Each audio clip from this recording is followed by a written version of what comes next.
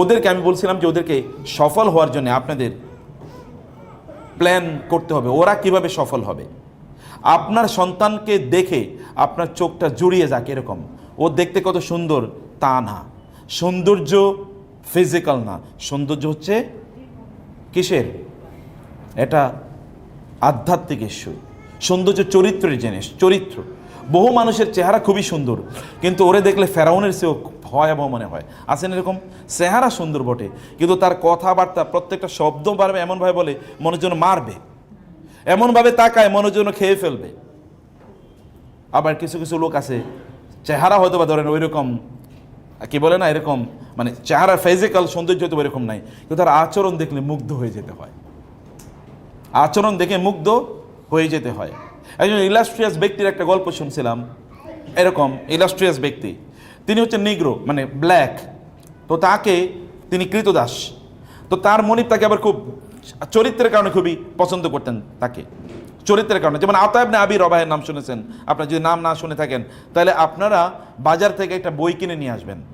বইটার নাম হলো সাহাবীদের ঈমান দীপ্ত জীবনী। সাহাবীদের কি? ঈমান দীপ্ত জীবনী। এটা বইটা বাজার থেকে কিনে নিয়ে আসবেন, পড়বেন। সেখানে আব্দুর রহমান রাফাত পাশা, তিনি একজন মিশরীয় তিনি লেখক, বাংলা বইটি অনুবাদ হচ্ছে, অসাধারণ বই। মানে এটা আপনি গিলতে থাকবেন এরকম, মানে মনের জন্য বইটা আমি খাই এইরকম টাইপের বই। তো তিনি সেখানে উল্লেখ করেছেন আতা ইবনে আবি রবাহ, এখানে তাবিঈদের ইমাম দীপ্ত জীবনী, তার একটা সিরিজ মহিলা সাহাবীদের ইমাম দীপ্ত জীবনী এ নামেও আছে, এই 3টা সিরিজ তার আছে। তো সেখানে তিনি আতা ইবনে আবি রবাহের কথা বলছেন। আতা ইবনে আবি রবাহ এমনি শর্ট, দেখতে নিগ্রো, এমনি তিনি ব্ল্যাক, প্রচণ্ড নিগ্রো কালো, কিন্তু তার জ্ঞানের অবস্থা এরকম ছিল, বলা হয়েছে মক্কায় যতক্ষণ আতা ইবনে আবি রবাহ থাকবে ততক্ষণ কারো ফতোয়া দেওয়া চলবে না, সবার ফতোয়া দেওয়া নিষিদ্ধ, ওনার উপস্থিতিতে কেবল কথা উনি বলবেন, আর কেউ কথা বলবেন না। কোন লেভেলের স্কলার হয়েছেন, অথচ দেখার চেহারা কিন্তু ততটা ইমপ্রেসিভ না। আমি বলছিলাম একজন ব্ল্যাকের কথা, তো তিনি তার মনিব তাকে খুবই পছন্দ করেন চরিত্রের কারণে, ব্যবহারের কারণে, সুন্দর করে কথা বলে এবং ভালো করে আচরণ করে। এবং উনি পছন্দ করতেন বাঙ্গি। কি পছন্দ করতেন? বাঙ্গি। তো মনিব বাজার থেকে, মানে মাস্টার তার মালিক বাজার থেকে বাঙ্গি কিনে নিয়ে এসে বললেন তুমি খাও। তো বাঙ্গি দিচ্ছিলেন কেটে, মালিক বাঙ্গি কেটে দিচ্ছে, উনি খাচ্ছেন, কৃতদাস খাচ্ছেন খুবই প্রশান্ত বদনে তিনি খাচ্ছেন, কিন্তু মনিবকে একটু অফার করছেন আপনি একটু খান। মনিব চিন্তা করলো ওরে কি ঘটনা, ও তো এরকম না, আমার একটু খাইতে বললো না। সর্বশেষ লাস্ট টুকরাটা তিনি বললেন আচ্ছা ঠিক আছে এই টুকরা আমি খাবো, এটা তুমি খাইও না। বলে আপনি খাবেন? আচ্ছা ঠিক আছে খান।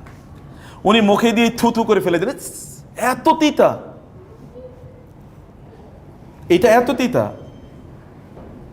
তো বললো কি? বলে এত তিতা, এটা কি এই অংশটাই তিতা নাকি এরকমই তিতা ছিল? বলে পুরাটাই তো এরকম তিতাই তো। তো তুমি যে খেলে তোমার চেহারাতে কোনো বিকৃতি দেখলাম না, দেখলাম তুমি এত প্রশান্তভাবে খাচ্ছ। তিনি বলেন আমি তো বাঙ্গি খাচ্ছিলাম না, আমি আপনার ভালোবাসা খাচ্ছিলাম, আপনি বাজার থেকে কিনে নিয়ে এসছেন, আমি কিভাবে বলি যে জিনিসটা তিতা? আচরণ চরিত্র কেমন। এখন আপনারা বোনেরা আমার রান্না করেছেন, কত কষ্ট করে পুড়ে পুড়ে রান্না করেছেন, এরপরে স্বামী এসে বলবে কি রান্না করছো, খাইলাম না, এগুলো লবণ হয় নাই। অত স্বামী বলতে পারতো এত মজা হয়েছে, যদি আরেকটু লবণ হইতো তাহলে মনে হইতো জান্নাত থেকে খাবারটা আসছে মাত্র।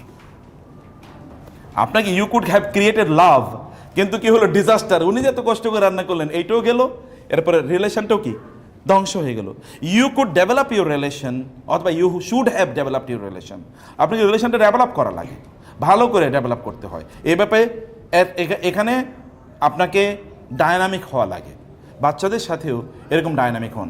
ভাইয়েরা, সন্তানদেরকে সফল বানান। সফলতা দুনিয়ার মানদণ্ডে মনে করবেন না। চেহারায় জিমে পাঠাচ্ছেন, বডি বিল্ডার হচ্ছে, এই বডি বিল্ডার দিয়ে করবে কি? কয়েকদিন পরে বিয়ে শাদী করালে বউয়ের সাথে মারামারি করবে, এতটুকু বডি বিল্ডিংয়ের কাজে লাগবে। শয়তানের সাথে কিন্তু মারামারি করতে পারবে না, শয়তানের সাথে মারামারি করতে পারবে না, কারণ ও ফজর নামাজ পড়তে পারবে না। শয়তানের ঘুম পাড়িয়ে রাখবে।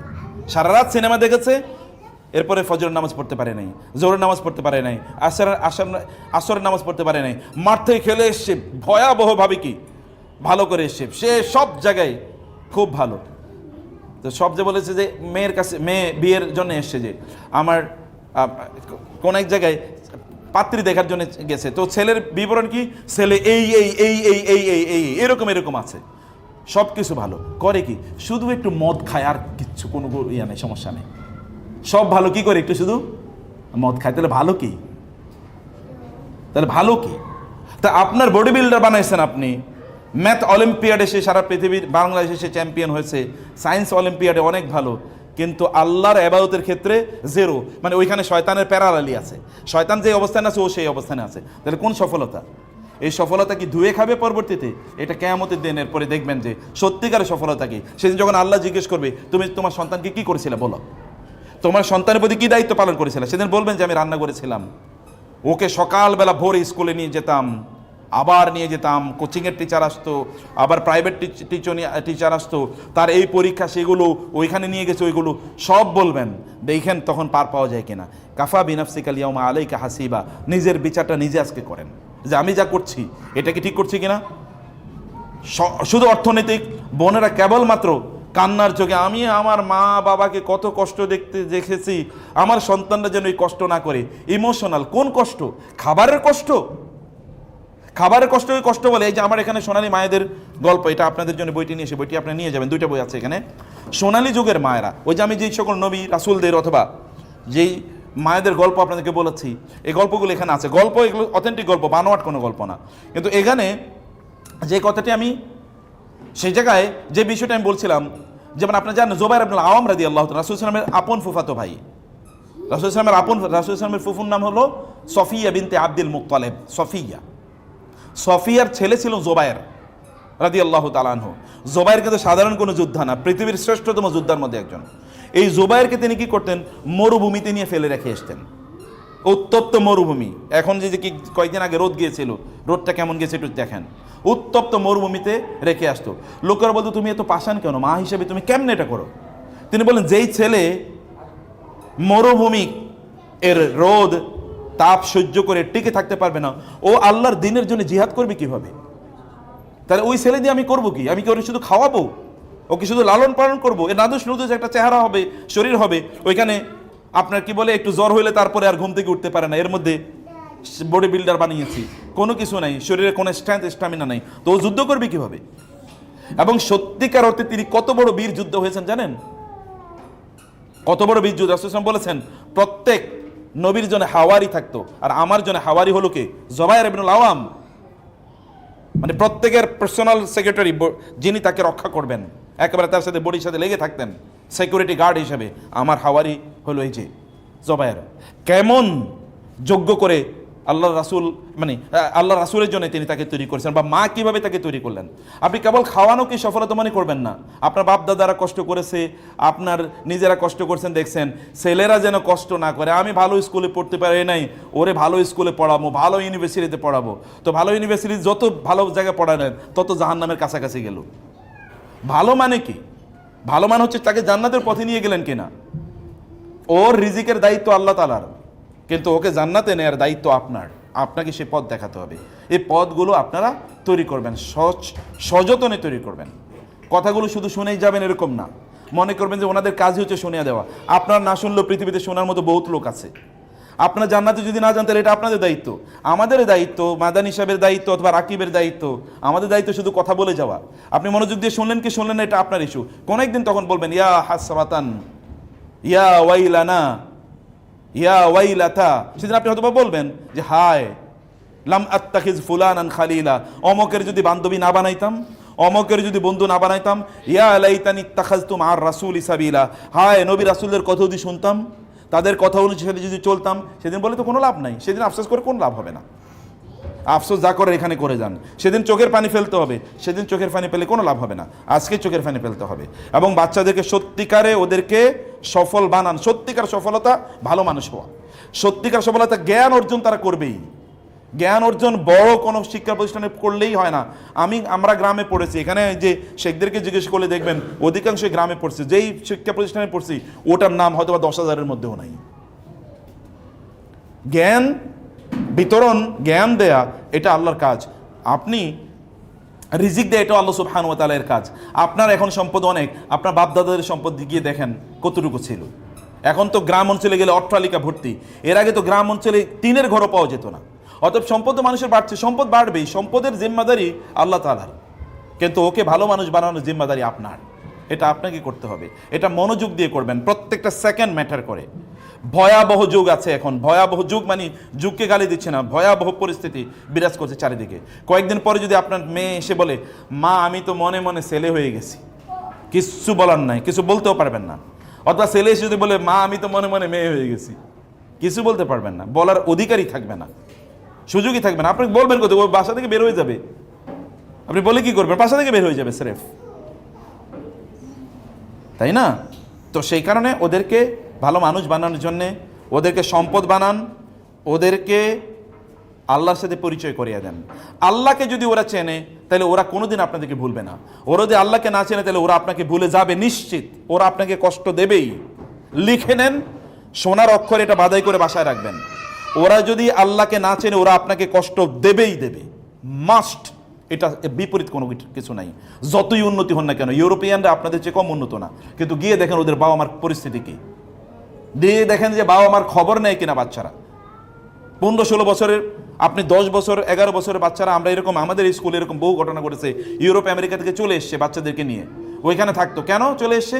কারণ পাশের বাসার বোন বাচ্চাকে কি করেছিল, একটু শাস্তি দিয়েছিল, মানে ওকে শাসন করেছিল। বাচ্চা 999 ফোন করছে, পুলিশ এসে কি করেছে, মা বাবারে নিয়ে পুলিশে ধরে নিয়ে গেছে, এবং নিয়ে সন্তানদেরকে নিয়ে গেছে আলাদা। সন্তানরা কোথায় আছে জানে না মা বাবা, এবং মা বাবা জানে না সন্তানরা কোথায় আছে, এবং সন্তানরা জানে না, সন্তানরা পুলিশের কাস্টডিতে আলাদা করে থাকছে। এখন মা বাবা কয়েক বছর জেল খাইটা এখন চলে এসছে দেশে, যে কি করবে? এটা ইট হ্যাপেন্স, এটা আপনাদের দেশে শুরু হবে। কারণ এই টাইড, এই জোয়ার সর্বত্র চলছে, শয়তানের জয় জয়কার সর্বত্র। আর শয়তানকে যদি রুখে দিতে হয় তাহলে আপনারাই কেবলমাত্র রুখতে পারেন, কেবল বোনেরা। বোনেদের এক হাতে থাকে দোলনা, আর এক হাতে থাকে কি? পৃথিবী। বোনরা এক হাতে থাকে দোলনা, আর এক হাতে থাকে পৃথিবী। ওমর রাদিয়াল্লাহু তো বলেছেন যে আমার বাবার শাসন আমাকে ভালো মানুষ বানাইছে, আদারওয়াইজ আমি ভালো মানুষ হতাম না। আমার বাবার শাসন আমাকে ভালো মানুষ বানিয়েছে। আমার বাবা যদি আমাকে শাসন না করে, আমাকে ছোটবেলায় তিনি মার দিয়েছিলেন। আমি বলি না আপনাদের বাচ্চাদেরকে মার দেবেন, কিন্তু আপনাদের বাচ্চাদেরকে কে শাসন করবে? এই শাসন করার কাজ আপনাদের। ওরা মনে যা চাইছে তাই তাদেরকে কিনে দেবেন, এটা মনে করবেন যে আপনি ভালো কিছু করছেন। ওদেরকে যা চায় তা মাঝে মাঝে কিনে দেবেন না, যেন ওরা বুঝে যাই চায় তাই পাওয়া যায় না, এটা যেন তারা বুঝে না, যাই চায় তা পাওয়া যায় না। ব্রেক কষতে হয় মাঝে মাঝে জীবনের, এগুলো দিতে হয় মাঝে মাঝে। হাঁটে নিয়ে আসবেন মাঝে মাঝে স্কুলে, হাঁটো, দেখো, মাঝে মাঝে বস্তিতে নিয়ে যান যেখানে মানুষ কষ্টে আছে, এগুলো মাঝে মাঝে সেগুলো দেখান। বিভিন্ন জায়গায় ওদেরকে পরিস্থিতিটা দেখান, তাহলে ওদের মধ্যে রিয়েল ফিলিং তৈরি হবে। ওদের মাধ্যমে ভালো কাজ করান। আপনার রান্না, আপনি ওরা খাওয়া দাওয়া করছে, প্লেটটা আপনি কেন ধুইবেন? ওকে প্লেটটা ধুয়ে রাখতে পারে না? ওকে শেখাতে হবে না আপনার? ওর জুতাগুলো সে ঠিক করে রাখুক তার বাসায়, এগুলো সে করুক, কিছু কাজ তাকে দিয়ে করান, যেন তার মধ্যে এই অবস্থা তৈরি হয়, যেন এই সকল জিনিসগুলো সে বোঝে, যেন মনে করতে না হয় আপনার সামনে আপনার বাসায় যে সকল কাজের মানুষ আছে তাদের সাথে খারাপ আচরণ করবেন না, ড্রাইভারদের সাথে খারাপ আচরণ করবেন না, নাইলে ওরা সন্ত্রাসী হিসেবে ডেভেলপ করবে, পরে কিছুদিন পরে ড্রাইভারদেরকে মারবে, অথবা বুয়াদেরকে তখন ইলেকট্রিক হিট ওই যে শেক দেবে। দেখেন না আপনারা, বড় বিশাল বড় অমকের মেয়ে, অমকের স্ত্রী, তারপরে কি কাজের বুয়ারে আপনার আয়রন দিয়ে তাকে শেক দিয়েছে, অথবা 6 তলা থেকে ফেলে দিয়েছে। এই মূল্যবোধ তৈরি হয় না। মূল্যবোধ তৈরি হোক ছোটবেলা, মানুষকে সম্মান করতে হবে, শেখাতে হবে। তো থ্যাংক ইউ ভেরি মাচ, জাযাকুমুল্লাহ খায়ের। আপনাদেরকে অনেক অনেক ধন্যবাদ, কৃতজ্ঞতা। আপনারা কষ্ট করে সময় দিয়েছেন। বইগুলো নিয়ে যাবেন আপনারা ইনশাআল্লাহ। দুটো বই এখানে, দুটোই খুবই গুরুত্বপূর্ণ বই, আপনারা নিয়ে যাবেন। এগুলো আপনাদের বাসায় থাকবে এবং আপনারা পড়বেন, এটাকে একাডেমিক বাচ্চাদেরকে নিয়েও পড়বেন, নিজেরা পড়বেন, এখান থেকে শিক্ষা নেবেন। যখন স্কুলে আসবেন হাতায় বই করে নিয়ে বই নিয়ে আসবেন। গাড়িতে যখন থাকবেন মোবাইলের টিপানো বন্ধ করে দিয়ে বইটা পড়েন। আপনার গাড়িতে ছোট্ট একটা লাইব্রেরি থাকবে, 10-15টা বই থাকুক, এগুলো আপনি পড়বেন ইনশাআল্লাহ।